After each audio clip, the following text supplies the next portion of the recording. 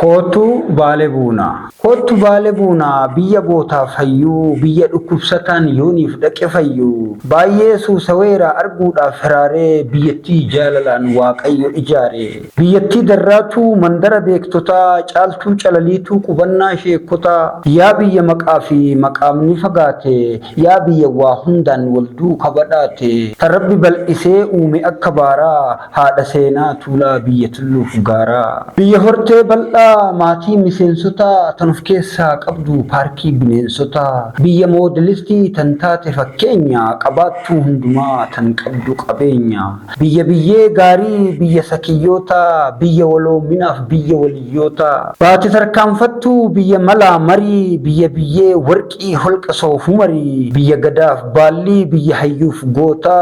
biyya seenaa bal'aa biyya sayyidoota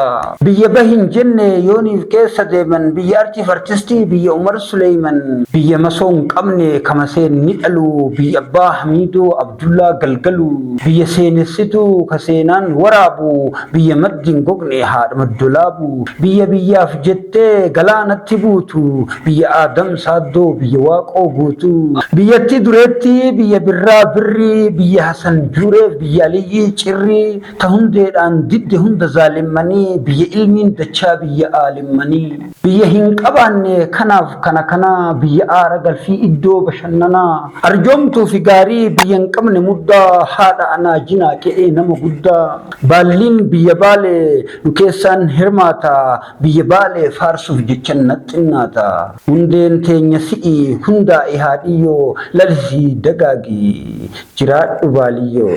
galatoomaa Biiftuu Foundation Entertainment.